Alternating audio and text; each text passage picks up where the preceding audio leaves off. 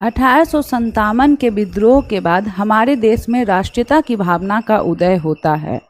इसके बाद हमारे देश में कुछ राजनीतिक संगठनों की भी स्थापना होती है और सबसे महत्वपूर्ण राजनीतिक संगठन 1885 में स्थापित होते हैं, जिसका नाम होता है भारतीय राष्ट्रीय कांग्रेस। तो देखिए, भारतीय राष्ट्रीय कांग्रेस की स्थापना तो महत्वपूर्ण है ही, इसके पहले कुछ राजनीतिक संगठन थे, जैसे आपके होते हैं Bengal British India society, Indian league, Indian association, Bombay association, आपका मद्रास महाजन सभा।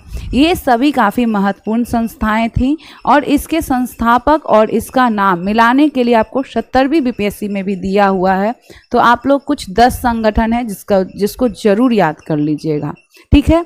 इसके बाद देखिए, हमारे बिहार में भी कुछ संगठन हैं जिसकी स्थापना होती है और बिहार बीपीएससी और बिहार से संबंधित जो भी एग्ज़ाम होते हैं उसमें इन संस्थाओं के बारे में पूछा जाता है। तो चलिए हम लोग एक एक करके इन सभी संस्थाओं के बारे में पढ़ते हैं कि कैसे कैसे ये सभी संस्थाओं की स्थापना हुई थी, ठीक है। तो सबसे पहले हम लोग देखते हैं बॉयज एसोसिएशन। देखिए, बॉयज एसोसिएशन की स्थापना 3 मार्च 1899 को दरभंगा में हुआ था और इसके संस्थापक सूर्यदेव नारायण वर्मा थे, ठीक है, और इसके अध्यक्ष अशफाक खां थे।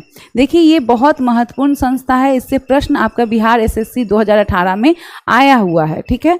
इसके बाद सरस्वती अकादमी। सरस्वती अकादमी की स्थापना आपका 1 जनवरी 1901 को दरभंगा में हुआ था और इसके स्थापना में महत्वपूर्ण भूमिका आपके कमलेश्वरी चरण सिन्हा ने निभाया था, ठीक है। बहुत महत्वपूर्ण भूमिका इन्होंने निभाया था। तो ये 2 संस्थाएं हो गई आपका बॉयज एसोसिएशन और सरस्वती अकादमी। इसके बाद हम लोग देखते हैं गोल्डन लीग। और देखिए, गोल्डन लीग भी काफ़ी महत्वपूर्ण है, इससे भी आपको सीडीपीओ में और बीपीएससी में 66वीं बीपीएससी में री एग्ज़ाम हुआ था और सीडीपीओ में आपका प्रश्न आया हुआ है।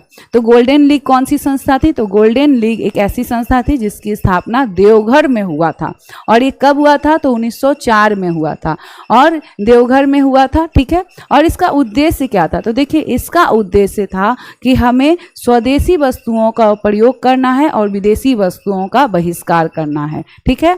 आप लोग समझ गए। इसके बाद देखिए, 1904 के बाद 1905 का समय आता है और 1905 में हमारे देश में बंगाल विभाजन होता है। बंगाल विभाजन के विरोध में बंग भंग आंदोलन चलता है, स्वदेशी आंदोलन चलता है और इसी में रविंद्रनाथ टैगोर की प्रेरणा से हम लोग राखी दिवस 16 अक्टूबर को मनाने का फैसला किया जाता है बंगाल में। अब प्रश्न ये पूछता है बिहार के संदर्भ में कि बिहार की कौन सी संस्था राखी दिवस मनाने में महत्वपूर्ण भूमिका निभाई थी, ठीक है। तो देखिए, यही हम लोग को पढ़ना है कि सरस्वती अकादमी, और सरस्वती अकादमी में सरस्वती अकादमी के प्रधानाध्यापक थे सतीश चंद्र चक्रवर्ती। इन्हीं की प्रेरणा से हमारे बिहार में दरभंगा में राखी दिवस मनाया जाता है 16 अक्टूबर 1905 को, ठीक है। इसके बाद देखिए कि बॉयज एसोसिएशन ने भी राखी बंधन दिवस मनाने में महत्वपूर्ण भूमिका निभाई थी और यही एक लाइन जो लिखा हुआ, यही प्रश्न आपका बिहार एसएससी में आया था कि बिहार की कौन सी संस्था थी जो कि राखी बंधन दिवस मनाने में महत्वपूर्ण भूमिका निभाई थी?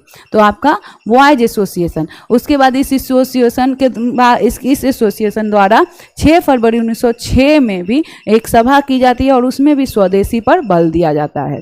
तो ये हमारा बंगाल विभाजन और हमारी बिहार की कुछ संस्थाएं थी। उसके बाद देखिए, हमारे देश में राष्ट्रीय आंदोलन तो चल रहा था, हमारे बिहार में भी लोग सक्रिय हो रहे थे। तो हमारे बिहार में उसके बाद दूसरी एक संस्था स्थापित होती है, बिहारी स्टूडेंट्स कॉन्फ्रेंस, ठीक है। बिहारी स्टूडेंट कॉन्फ्रेंस की स्थापना आपको राजेंद्र प्रसाद के द्वारा किया जाता है। कब किया जाता है? तो आपको 1906 में किया जाता है, 1906 में किया जाता है। और इसमें देखिए, इसमें सबसे महत्वपूर्ण प्रश्न ये पूछा जाता है कि बिहारी स्टूडेंट कॉन्फ्रेंस में 66वीं बीपीएससी में पूछा गया है कि बिहारी स्टूडेंट कॉन्फ्रेंस का 16वां अधिवेशन कहाँ हुआ था? तो देखिए, 16वां अधिवेशन आपका हजारीबाग में हुआ था। देखिए, 53वीं से 55वीं बीपीएससी में भी पूछा गया है और 66वीं बीपीएससी में भी पूछा गया है। तो आपको ये भी याद रखना है, बिहारी स्टूडेंट कॉन्फ्रेंस का 16वां अधिवेशन हजारीबाग में 1921 में हुआ था। 1921 में 16वां अधिवेशन हजारीबाग में सरला देवी की अध्यक्षता में होता है। उसके बाद देखिए कि हमारे बिहार में भी कुछ क्रांतिकारी नेता थे, जैसे बाबाजी ठाकुरदास, केदारनाथ बनर्जी और ज्ञानेंद्र नाथ। ठीक है, अब बाबाजी ठाकुरदास के द्वारा एक संस्था की स्थापना की जाती है जिसे कहते हैं रामकृष्ण सोसाइटी। इसे क्या कहते हैं? रामकृष्ण सोसाइटी। ठीक है, और ये भी देखिए कितना महत्वपूर्ण है, 66वीं बीपीएससी में ये भी प्रश्न पूछा जा चुका है कि रामकृष्ण सोसाइटी की स्थापना किसके द्वारा किया गया था? तो ये बाबाजी ठाकुरदास के द्वारा किया गया था।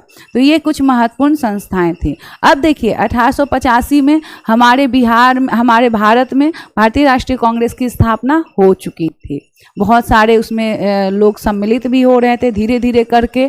तो हमारे बिहार से भी बहुत सारे लोग सम्मिलित हो चुके थे। तो धीरे धीरे एक समय ऐसा आता है 1908 में बिहार में कांग्रेसियों की एक सभा होती है सोनपुर मेला के दौरान, और इसकी अध्यक्षता सरफराज हुसैन खां करते हैं। और ये लोग निर्णय लेते हैं कि हमारे बिहार में भी एक बिहार प्रदेश कांग्रेस कमेटी होनी चाहिए, और इसी वर्ष बिहार प्रदेश कांग्रेस कमेटी का गठन हो जाता है 1908 में। ठीक है, और इसके प्रथम अध्यक्ष, बिहार प्रदेश कांग्रेस कमेटी के प्रथम अध्यक्ष कौन होते हैं? तो देखिए इसके प्रथम अध्यक्ष आपके सैयद हसन इमाम होते हैं। और देखिए ये भी प्रश्न आपके अंकेक्षक 2021 में पूछा जा चुका है। तो बच्चों ये जो भी डेटा हैं, आप बिहार से संबंधित कोई भी एग्जाम दे रहे हैं, चाहे आप टीचर का दे रहे हो, बिहार एसएससी दे रहे हो, ऑडिटर दे रहे हो, इस हिस्ट्री को, आज के हिस्ट्री को बहुत अच्छे से याद कर लीजिएगा। बहुत छोटी छोटी संस्थाएं हैं, boys association, Saraswati academy, golden league, Bihari student conference, आपका रामकृष्ण सोसाइटी, 5 संस्थाएं तो हैं। 5 बार लिख लीजिएगा, आपको याद हो जाएगा। ठीक है, तो देखिए सैयद हसन इमाम इसके अध्यक्ष होते हैं। उसके बाद इसके उपाध्यक्ष मजहरुल हक, नवाब सरफराज हुसैन खां होते हैं, और कोषा अध्यक्ष सच्चिदानंद सिन्हा को बनाया जाता है। इसके बाद देखिए एक और महत्वपूर्ण ये है कि पूछा जाता है कि दूसरा सम्मेलन, बिहार प्रदेश कांग्रेस कमेटी का दूसरा सम्मेलन किसके सहयोग से हुआ? ये क्वेश्चन देखिए एक बार आपका आया हुआ है 53वीं से 55वीं बीपीएससी एग्जाम में। यहाँ देखिए 53वीं से 55वीं बीपीएससी एग्जाम में आया हुआ है। तो आप इसे ध्यान से देखिए कि बिहार प्रदेश कांग्रेस कमेटी का दूसरा अधिवेशन भागलपुर में होता है, 1909 में होता है। उसकी अध्यक्षता सच्चिदानंद सिन्हा करते हैं, लेकिन इसमें प्रयास किनका रहता है? तो दीप नारायण, देखिए दीप नारायण सिंह का प्रयास रहता है। और यही सब चीज़ों को आपको याद कर लेना है। ठीक है, इसके बाद देखिए सबसे मोस्ट इम्पॉर्टेंट, बिहार से रिलेटेड अगर आपको एग्ज़ाम दे रहे हैं तो ये सबसे मोस्ट इम्पॉर्टेंट है। मैं आप लोग को जूम करके दिखाती हूँ।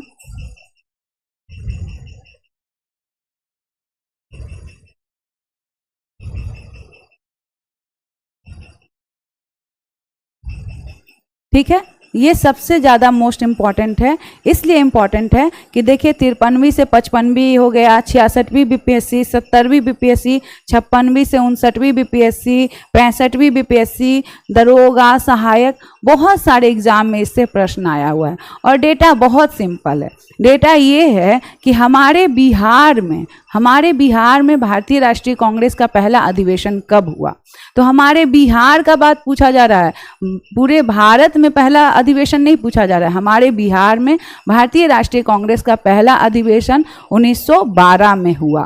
ये कौन सा अधिवेशन था? तो ये 27वां अधिवेशन था। 27वां अधिवेशन हुआ कहाँ? तो आपके पटना बांकीपुर में हुआ। और इसकी अध्यक्षता कौन कर रहे थे? तो इसकी अध्यक्षता RN मधुलकर कर रहे थे।